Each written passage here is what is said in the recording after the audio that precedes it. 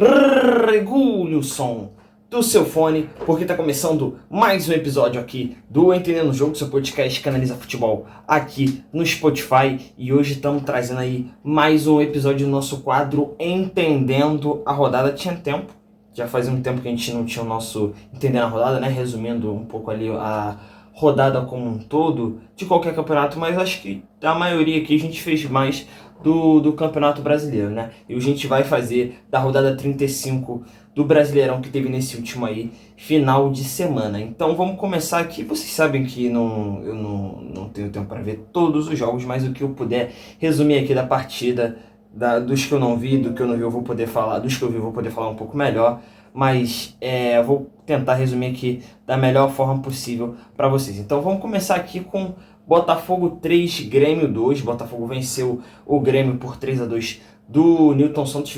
Vitória importantíssima pro Botafogo, que, se eu não me engano, com esse resultado já está classificado, eu acho, direto não, mas está classificado para Libertadores matematicamente. Se não está classificado já matematicamente, no caso o oitavo colocado, que é o São Paulo, acho que não pode mais alcançar o Botafogo. Se não está mais alcançado, se não está matematicamente classificado, acho que tá uma coisa assim muito bem encaminhada. Um jogaço que teve, né, lá no Newton Santos, jogo de 5 gols, uma das comemorações mais bizarras, ao mesmo tempo mais legais que eu já vi na minha vida, que é a do Cuiabano comemorando ali com as líderes de torcida ali, né, com os pompons. Foi muito engraçado, mas no mais foi isso. Agora vamos para os jogos que todo mundo queria acompanhar, né, os jogos mais importantes da rodada. Palmeiras 0, Fluminense 0 e Flamengo 3, Bragantino 0. Os jogos aí que envolvem as duas equipes que estão mais aí brigando pelo título brasileiro, aconteceram no mesmo horário, né, ao mesmo tempo, 9h30 da noite do último sábado. Palmeiras fez mais um jogo muito abaixo. O Palmeiras está numa sequência muito ruim aí, jogando muito mal os últimos jogos. Acho que desde a partida que o Flamengo venceu o Palmeiras por 3-2, se não me engano, 3-2 ou 3-1, né, pelo Campeonato Brasileiro, o Palmeiras vive uma sequência muito ruim. E desse meio tempo pra cá, desse jogo pra cá, o Palmeiras só fez um grande jogo, que foi o jogo contra a LDU. Tirando isso, todos os outros jogos, na minha opinião, foram jogos ruins ou muito ruins do Palmeiras, principalmente no aspecto ofensivo. Time que não consegue atacar de jeito nenhum. Assim, pode ser uma defesa frágil, pode ser uma defesa forte, pode ser um time pequeno, um time grande. O Palmeiras tem muita dificuldade. O Palmeiras começou a fazer chuveirinho desde o começo do segundo tempo. Começou a só jogar a bola na área do Fluminense desde o segundo tempo. O time não parece Palmeiras, parece outro time, irreconhecível. Não parece ter repertório ofensivo. Enfim, para eu não me alongar muito, é um time irreconhecível. E assim, torcedores do Flamengo, fiquem atentos ao que eu vou dizer agora. Se o Palmeiras continuar jogando esse futebol que está jogando os últimos jogos, pode comemorar o título do Campeonato Brasileiro e o título da Libertadores também. Bom, o Flamengo venceu o Bragantino por 3-0,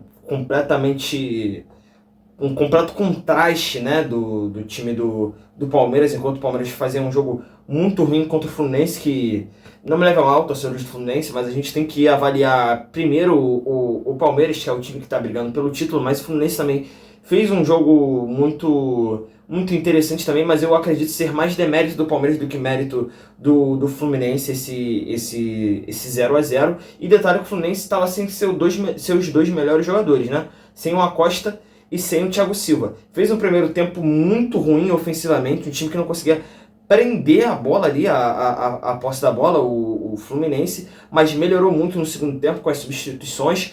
E inclusive passou a jogar melhor do que o Palmeiras no segundo tempo. Então, é isso que eu tenho a dizer. Eu acho que mais demérito do Palmeiras do que mérito do segundo tempo. Acho que o Fluminense melhora mais no segundo tempo. Mas enfim, sobre o Flamengo faz um jogaço assim contra o Bragantino. Esses jogos aí, tanto pro Palmeiras quanto pro Flamengo, foi o último teste, né, antes da final da Libertadores, o último jogo em que as duas equipes de fato fizeram aquele teste de fogo, né? Pôde colocar assim, força máxima, porque nos jogos da próxima terça-feira o Palmeiras com certeza. Já saiu, na verdade, até a notícia. 11 jogadores aí que na verdade não foram nem relacionados, né, para esse jogo contra o Grêmio. O Flamengo também fatalmente vai colocar o time reserva para enfrentar o Atlético Mineiro. Então, assim, nesse último teste o Palmeiras falhou e o Flamengo foi muito bem. Fez um primeiro tempo bom, não foi um grande primeiro tempo, assim, primeiro tempo assim, nota 7, eu acredito, né? Acho que dava para melhor. Eu queria ver um pouco mais do Cebolinha. O Plata também não jogou bem. Cebolinha fez uma partida até boa, mas acho que não foi do nível dos jogos que ele jogou contra o Sport, contra o Fluminense. Eu esperava ver um pouco mais do Cebolinha, mas foi uma boa partida. Plata também não jogou bem. Enfim, no segundo tempo o Flamengo foi muito melhor do que no primeiro tempo. Fez uma partida absurda com as substituições, né? O Bruno Henrique entrando no lugar do Plata foi muito bem. Mais um grande jogo do Arrascaeta, né? Que não tenho o que dizer. Carrascal muito bem também. Jorginho, outro grande jogo do Jorginho. Enfim, Varela também provando que não tem nem discussão sobre a lateral direita ali, titular. Inclusive, antes de sair o primeiro gol do Flamengo, por muito pouco, foi um susto aí que foi dado aí na torcida do Flamengo, né? Que por isso aqui, o Flamengo acabou não sofreu o gol contra ali no cruzamento para trás. A bola bateu no Danilo, ele tentou tirar, mas a bola acabou indo ali na trajetória do gol e o Rossi salvou em cima da linha. Por muito pouco o Bragantino não abriu o placar no Maracanã. Mas é isso aí, né? O tal do Si e o Flamengo acabou se dando bem. Bom, agora vamos para... Ah, não, esqueci de falar da classificação, né? Porque agora com esses resultados, o Flamengo passa a ter chance de ser campeão na próxima terça-feira, né? Vai enfrentar o Galo fora e o Palmeiras vai enfrentar o Grêmio fora.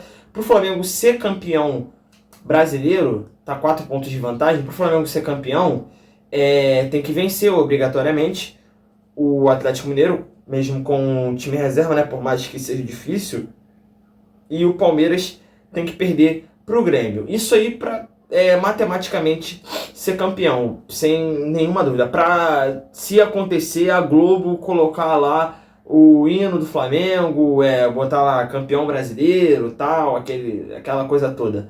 Mas se o Flamengo vencer e o Palmeiras empatar com o Grêmio, o Flamengo também é campeão brasileiro. Não matematicamente, mas é campeão, virtual, como dizem, virtual campeão brasileiro. Porque nesse caso o Flamengo ficaria 7-7 e o Palmeiras 7-1, 6 pontos de diferença, e o Palmeiras pode alcançar esses 77 pontos do Flamengo. Porém, contudo e entretanto, o Flamengo tem 20 de saldo à frente do Palmeiras.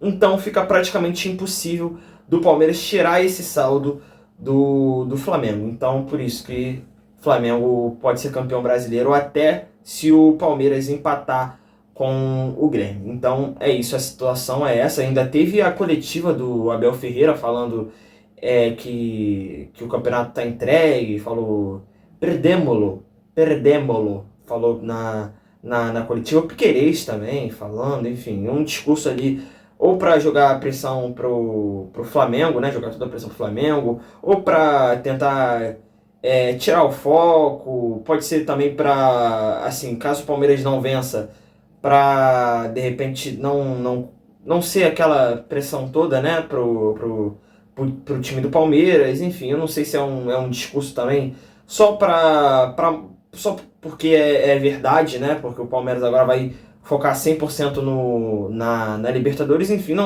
não sei. Mas a verdade é que a gente já viu o Abel fazer esse tipo de discurso várias vezes, inclusive em 2023. Ele falou mais ou menos ali o mesmo discurso quando o Botafogo já tinha conseguido ali disparar na liderança, e mesmo assim o Palmeiras acabou se sagrando campeão brasileiro. Enfim, vamos ver aí, vamos aguardar as cenas dos próximos capítulos. Bom, seguindo agora os outros jogos do campeonato, o Bahia venceu o Vasco por 1-0 na Fonte Nova, né? Gol do Eric Pulga, que coloca o Bahia ali na sexta colocação. Mas mais uma vitória muito importante para essa briga aí, para disputar a Libertadores do ano que vem. Bahia cada vez mais próximo aí de disputar a pré-Libertadores de 2026. E o Vasco é inacreditável, cara. O Vasco tá há o quê? Uns 20 jogos sem ganhar? Eu acho que é... Mentira, não é isso não. Mas desde que o nosso querido Vasco Cabelo raspou a cabeça, quando o Vasco conseguiu as 4 vitórias seguidas, o Gigante da Colina nunca mais foi o mesmo. E agora o Vasco se encontra numa posição que não estava acontecendo até agora. O Vasco não estava brigando para não cair. Mas agora o Vasco tem chance de não cair. Agora o Vasco está aparecendo ali, mais ou menos ali do meio da tabela para baixo. Começando ali não sei, né? O Vasco, vamos ver. Eu acho que já está fora dessa briga.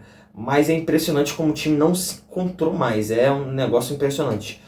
São Paulo venceu o Juventude por 3-1 no Morumbi, né? 3-1 ou 2-1? Agora eu me confundi. Não sei, eu acho que foi 2-1 na verdade. Enfim.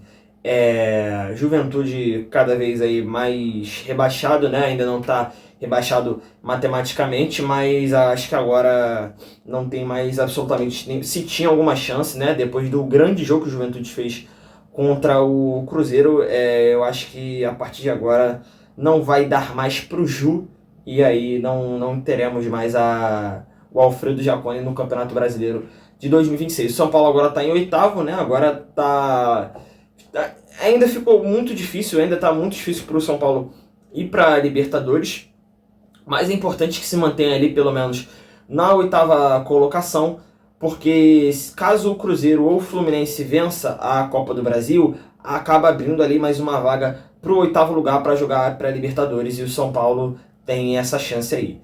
Sport 1, Vitória 3 na Ilha do Retiro, Sport já rebaixado. Vitória conseguiu essa vitória importantíssima, mas crucial, que jogou o Santos para a zona de rebaixamento e acabou abrindo ali uma vantagem, se não me engano, acho que era de 2 pontos para o Santos, e acabou jogando a pressão para o Santos, que enfrentou o Internacional. Já vou falar desse jogo no Beira-Rio, e aí o Vitória aí vai terminar essa rodada aí fora da zona de rebaixamento.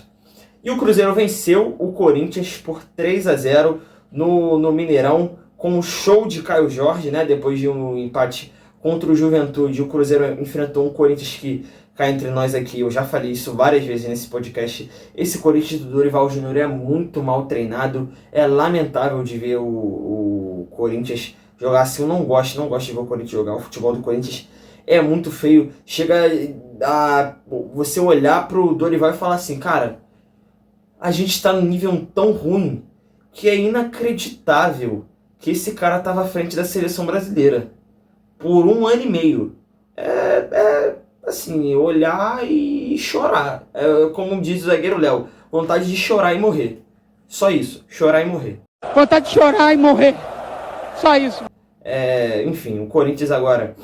Foi um teste, né? Foi um teste para a Copa do Brasil. Que, na verdade, eu imagino que o Corinthians só pensa nisso, né? Tá 100% focado nisso, na Copa do Brasil. E aí vai ter que ajustar muitas coisas antes dessa semifinal que vai ter ao término do Campeonato Brasileiro. E o Cruzeiro aí agora com esse resultado tá a 6 pontos do Flamengo.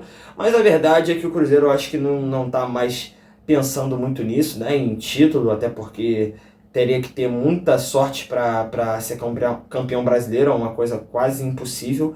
Mas com esse resultado aí, o Cruzeiro já está praticamente garantido aí na 3ª colocação, que além de uma questão de se classificar direto para a Libertadores, é uma questão de premiação também. Um grande trabalho aí feito consolidado agora, né, nessa reta final de Campeonato Brasileiro, pelo técnico Leonardo Jardim, que o Cruzeiro não tem um elenco assim espetacular. Tem muitos elencos do futebol brasileiro acima do Cruzeiro, e eu não estou falando de Palmeiras e Flamengo, e o Léo Jardim fez do Limão uma limonada, e eu acho que a tendência é em 2026, caso ele siga, né, no Cruzeiro, fazer uma temporada ainda melhor. Mirassol 3, Ceará 0. Mirassol vence mais uma partida com grande tranquilidade, provando aí, né, mais uma vez aí a todos, todo mundo, calando a boca de todo mundo que falou mal do Mirassol, que era o primeiro time a ser rebaixado do Campeonato Brasileiro, antes mesmo de começar. Chega a ficar chato, né, de falar que campanha do Mirassol aí, que com essa vitória fica praticamente garantido na fase, não só na Libertadores, mas como na fase de grupos da Libertadores de 2026. É o Mirassol Low Profile. E o último jogo aí que teve nessa rodada, que acabou de terminar, estava assistindo aí agora, é Internacional 1, Santos também 1, no Beira-Rio, um jogo muito interessante de se acompanhar. O Inter fez um primeiro tempo avassalador para cima do Santos, assim, se não fosse o brasão, se não fosse a trave, se não fosse a rede pelo lado de fora, se não fosse o Borré, se não fosse um monte de coisa, o Internacional podia ter terminado esse primeiro tempo ganhando de 3-4-0. Sem exagero. Foi uma coisa assim inacreditável. O Inter perdeu mais uma vez. É uma coisa que o Inter já vem fazendo há alguns jogos. Foi assim contra o Bahia, contra o Fluminense, contra o Atlético. O Fluminense não sei. Enfim, mas o Inter já vem cometendo esse pecado nos últimos jogos de ser muito melhor do que o seu adversário no primeiro tempo. E como diz o Júnior, quando você enfia a faca, você roda, para não deixar o adversário sobreviver. E o Inter não fez isso mais uma vez. O Inter vencia por 1-0, não matou o jogo, não matou o resultado. O Santos voltou muito melhor para o segundo tempo, empatou o jogo, e mesmo assim o Santos no primeiro tempo muito mal taticamente. Não era nenhuma questão individual, mas taticamente o time defensivamente funcionava assim, zero, um time muito desencaixado, assim, a questão da marcação. Toda hora ali aparecia alguém livre, alguém passava ali em profundidade, ficava sozinho. Podia ser o Vitinho, podia ser o Borré, podia ser não, o Ricardo Matias acho que entrou no segundo tempo, né? Ou ficava qualquer um ali, toda hora um contra-ataque do Inter, ficava 3 contra 3, o cara ficava no mano a mano. Muita liberdade pro Alan Patrick, que é o grande craque do Internacional, né? A cabeça pensante. Muita liberdade para ele jogar, para ele achar passes. É assim, um time taticamente inexistente e ofensivamente também muito mal montado ali. A maioria das vezes que o Santos tinha a bola, jogava pelo lado esquerdo do campo e não tinha ninguém. Aparecia ali o Escobar na esquerda e o cara ficava sozinho, não sabia o que fazer. Um time que pegava a bola e não sabia o que fazer. Um péssimo primeiro tempo do Santos, voltou para o segundo tempo muito melhor, parecia outro time, empata o jogo. O Inter, mesmo assim, continua protagonista do jogo até ali mais ou menos meia hora do segundo tempo, mas mesmo assim, mesmo quando o Inter tinha mais a bola, quando o Inter era protagonista, a marcação do Santos foi consertada ali, 100% encaixada, não dava praticamente chances pro Inter jogar, né, pro Inter criar suas jogadas. E a partir ali da meia hora ali do segundo tempo, o time do Inter começou a cair muita intensidade, passou até o Santos chegar também com perigo. Tassiano perdeu uma chance importante ali no final do jogo. A torcida do Inter começou a ficar muito impaciente, começou a vaiar também, e acabou que ficou por isso mesmo, Internacional 1, Santos 1, e não resolveu a vida do Internacional. E por mais que o Santos, com esse resultado, tenha permanecido na zona de rebaixamento e o Inter esteja fora, a torcida do Santos, ao final do jogo, comemorou o resultado, continuou ali apoiando, cantando, e a torcida do Inter terminou o jogo vaiando o time, porque eles sabem que era um jogo difícil. Foi um empate importante, né, principalmente devido às circunstâncias do jogo, porque quem viu o primeiro tempo pensava que o Inter ia terminar esse jogo dando uma goleada, né, ia ser um baile para cima do Santos, mas acabou terminando com o Santos conseguindo um pontinho e tirando 2 pontos importantes do Internacional, mantendo o Santos ainda muito vivo nessa briga contra o rebaixamento. e mantendo o Internacional ainda com possibilidades altas de ser rebaixado. Como diria Luiz Carlos Júnior, vai ter emoção até o fim. Então é isso, meus amigos, esse foi mais um episódio aqui do nosso quadro Entendendo a Rodada do Entendendo o Jogo. Muito obrigado pela audiência, eu fui!